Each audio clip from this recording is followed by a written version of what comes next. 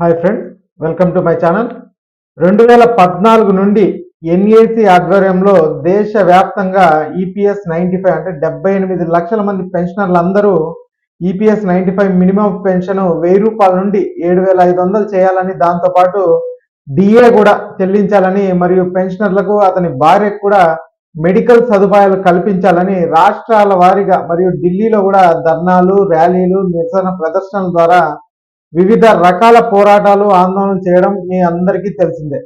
ప్రతిసారి ఢిల్లీలో ఆందోళన చేస్తున్నప్పుడు కేంద్ర కార్మిక శాఖ మంత్రి చర్చలకని పిలవడం మరియు బుజ్జగించడం పరిపాటిగా మారిపోయింది.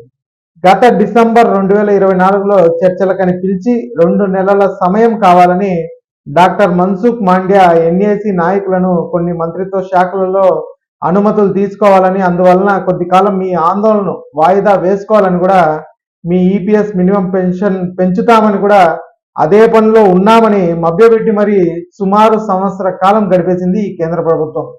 ఆఖరికి 2026 బడ్జెట్ సమావేశాల్లోనైనా ఈ మినిమం పెన్షన్ పెంచడం మరియు పెన్షనర్ల కోసం శాలరీ సీలింగ్స్ ని 15,000 రూపాయల నుంచి 25,000 రూపాయలు పెంచబోతున్నట్లు వివిధ టీవీ న్యూస్ ఛానల్స్ ద్వారా కూడా, న్యూస్ వార్తా పత్రికల్లో కూడా ప్రచారం జరిగింది. కానీ ఫిబ్రవరి 1వ తారీఖున కేంద్ర ఆర్థిక మంత్రి శ్రీమతి నిర్మలా సీతారామన్ గారు ప్రవేశపెట్టిన బడ్జెట్లో కనీసం ఈ పెన్షన్ అనేటటువంటి మినిమం పెన్షన్ అన్న విషయం ప్రస్తావనకే రాకపోవడం చాలా విచారకర విషయమనే మనం చెప్పుకోవాలి.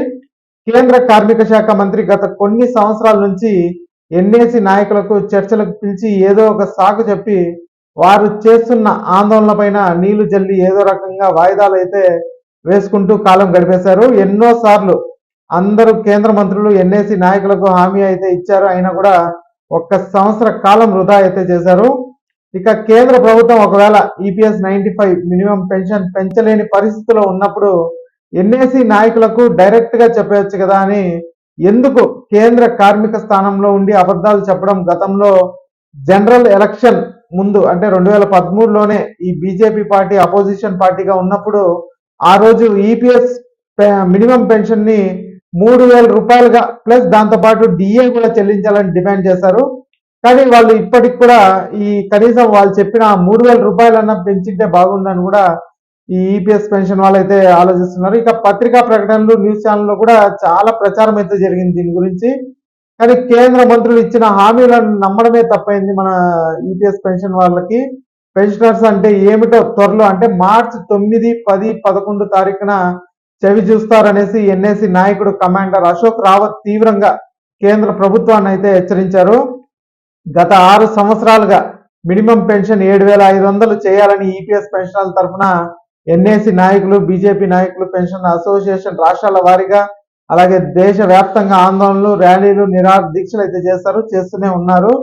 వచ్చే నెల మార్చి 9, 10, 11 తేదీల్లో జరగబోయే ఈ ఆఖరి ఆందోళన పోరాటంలోనైనా కేంద్ర ప్రభుత్వం ముందుకు వచ్చి ఈపీఎస్ 95 మినిమం పెన్షన్ పెంపుదల ప్లస్ డిఏ విషయాలపై సానుకూలమైన నిర్ణయం అధికారిక ప్రకటన చేస్తుందని దేశవ్యాప్తంగా 78 లక్షల ఈపీఎస్ పెన్షనర్లు అందరూ ఎదురు చూస్తున్నారు. Let's hope for the best. ఇక ఈ వీడియోకి ఒక లైక్ చేయండి, అలాగే మా ఛానల్ సబ్స్క్రైబ్ చేసుకోండి. Thanks for watching.